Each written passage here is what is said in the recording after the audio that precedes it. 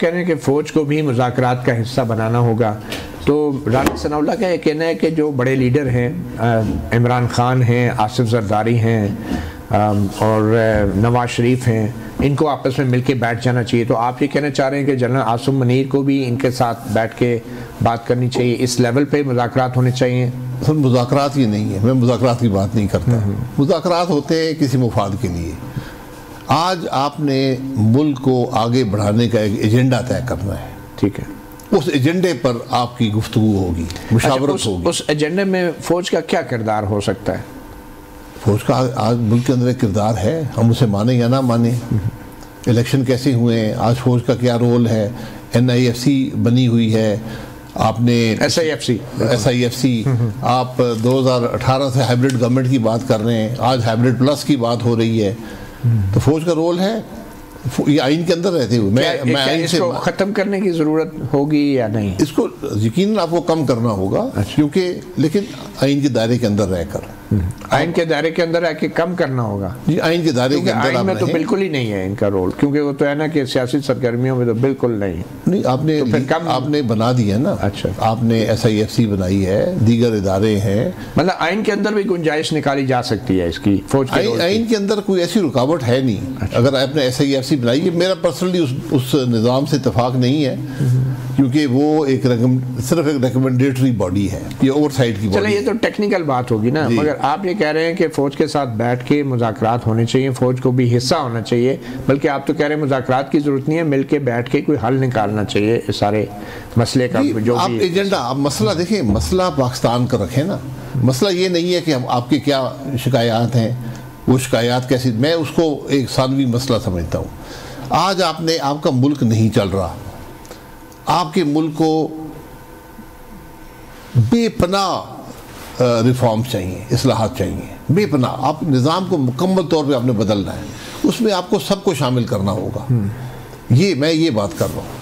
آپ کہہ رہے ہیں کہ لگتا یہ ہے کہ بقول آپ کے جو انٹرویو میں نے آپ کا سنا کہ یا حکومت رہے گی یا PTI رہے گی، کیا واقعی ایسی سچویشن ہے؟ نہیں، یہ تو آپ نے وہ بات بنا دی ہے نا۔ اس وقت جو سیاست ہے وہ یہی ہے کہ ایک کو شکست ہوگی، ایک کو فتح ہوگی۔ سیاست اس طرح ہوتی نہیں ہے، اسی لیے آج ایک ملک میں ایک سیاسی جمود ہے، عوام ایک طرف ہے، حکومت ایک طرف ہے۔ یہ بدنصیبی ہے ملک کی۔ عوام کس طرف ہے؟ عوام اپوزیشن کے ساتھ ہے، حکومت کے ساتھ نہیں ہے۔ آپ بازار میں چلے جائیں، حکومت کے ساتھ بالکل سپورٹ، اور حکومت سے مراد اسٹیبلشمنٹ بھی ہے۔ دیکھیں، جو بھی حکومت کا حصہ ہے نا، میں تو حکومت کی بات ہی کروں گا۔ اسٹیبلشمنٹ اگر ہائبرڈ پلس حکومت چلا رہی ہے تو وہ بھی حصے دار بن جاتے ہیں۔ محمود اچکزئی صاحب سے جو آپ کی ملاقات ہوئی، وہ بھی آج کل اتنے ایکٹیو نظر نہیں آ رہے، کیا وہ مایوس تو نہیں ہو گئے کوئی زیادہ؟ نہیں، سیاستدان جب مایوس ہو جائے تو پھر آپ کے معاملات بہت بڑھ چکے ہوں گے، اس لیے سیاستدان تو ہمیشہ۔ اچکزئی صاحب مایوس تو نہیں ہیں؟ نہیں، ان کو تشویش ہے ملک کے معاملات پر، ان کو دکھ بھی ہے، کیونکہ میں نے ہمیشہ دیکھا کہ میں جب سے ان کو دیکھ رہا ہوں، وہ آئین کی بات کرتے ہیں کہ نظام ہونا چاہیے، قانون کی بالادستی ہو، آئینی نظام ہو۔ تو اس حوالے سے ان کو یقیناً آج ہمارا ملک میں آئین جو ہے، معاملات اس کے مطابق تو نہیں ہے۔ آپ کو لگتا ہے کہ امریکہ کسی قسم کا بھی کوئی رول پلے کرے گا عمران خان کی رہائی میں؟ وہ بات کر سکتے ہیں۔ آپ کا تجربہ کیا ہے بطور وزیر اعظم؟ نہیں، میرا تجربہ اس معاملے میں زیادہ نہیں ہے، لیکن میرا نہیں خیال کہ کسی شخص کے لیے دوسری حکومتیں آپ کے معاملات میں انٹرفیئر کریں گی۔ اس کو وہ آپ کو استعمال کر سکتے ہیں، یہ معاملہ ہیومن رائٹس کا ایشو بنا کر پریشرائز کرنے کے لیے، کیونکہ عمران خان صاحب کا ایک انٹرنیشنل اسٹیچر ہے،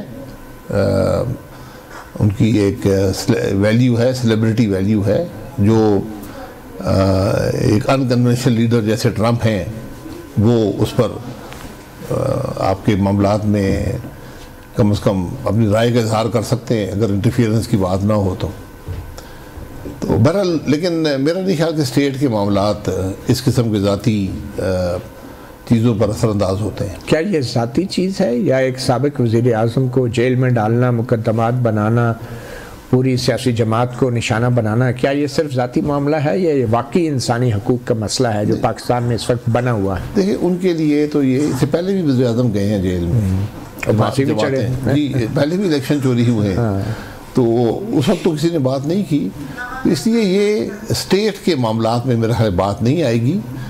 یہ اس کو ہمارا اندرونی معاملہ سمجھا جاتا ہے. جہاں پر ان کو حق ملتا ہے وہ جب آپ کا آئین انڈر سٹریس ہوتا ہے، جب آئین کے مطابق ملک نہیں چل رہا ہوتا اور انسانی حقوق سلب ہوتے ہیں، اس وقت پھر یورپ کو بھی، یو ایس اے کو، سب کو موقع مل جاتا ہے. تو کیا پاکستان ریزسٹ کر سکے گا اگر امریکہ کی طرف سے پبلکلی کوئی ایسی ڈیمانڈ آئی تو؟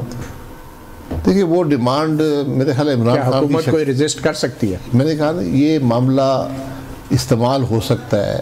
ان کا مختلف جو ایجنڈا ہے، جس کی آپ نے ایک مثال ابھی دیکھی ہے، جو آپ کے 4 کمپنی پر سینکشنز لگے ہیں، اس کانٹیکس میں یہ استعمال ہو سکتا ہے آپ پر دباؤ ڈالنے کے لیے. لیکن اس کا براہ راست عمران سے یا پی ٹی آئی سے کوئی تعلق نہیں ہے؟ جو سینکشنز لگی ہیں یا نیوکلیر پروگرام کے حوالے سے جو دباؤ اگر آ سکتا ہے، اس کا کوئی تعلق ہے؟ کیا یہ پی ٹی آئی بھی اس دباؤ کے پیچھے ہے یا یہ صرف امریکہ ہے جو یہ فیصلہ کرتا ہے؟ نہیں، یہ تو امریکہ ہی فیصلہ کرتا ہے. میں نے کہا نا یہ اسٹیٹ کے معاملات جو ہوتے ہیں یہ چیزیں اس پر اثر انداز نہیں ہوتی.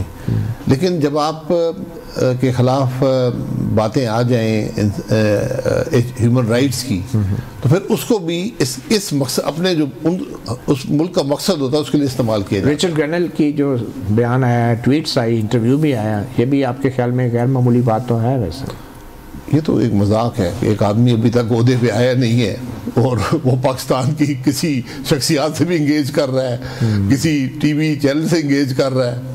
وہاں پہ تو آزادی ہے نا، آزادی رائے. نہیں، آزادی رائے یہاں پہ تو آڈ لگتی ہیں چیزیں، وہاں پہ تو پرسنل اوپینین ہے ان کا. آزادی رائے ایک آدمی جو کل کابینہ کا حصہ ہوگا اس کے پاس یہ آزادی رائے نہیں ہے. ایک پرائیویٹ سٹیزن کے طور پہ آپ بات کر سکتے ہیں. ٹھیک، آپ تو اس پہ احتجاج کرنا چاہیے پاکستان کو. آپ کیا احتجاج کریں گے؟ آج تو وہ ایک عام آدمی ہے. عام آدمی.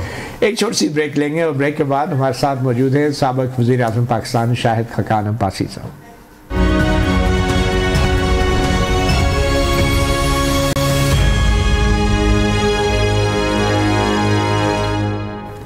ویلکم بیک صحافی پروگرام میں. شاہد خاقان عباسی صاحب، پاکستان کے اندر تو ایک سیاسی جنگ کا ماحول تو بنا ہوا ہے. ہم نے تو ایک پڑوسی ملک کے ساتھ بھی جنگ کا آغاز کر دیا ہے. اب آئی ڈونٹ نو ہم نے کیا ہے کیونکہ ہمارا موقف تو یہ ہے کہ وہاں سے دہشت گردی کی کارروائیاں ہو رہی ہیں، تو یہ ایک جوابی کارروائی تھی جو افغانستان کے اوپر میزائل حملہ ہوا ہے.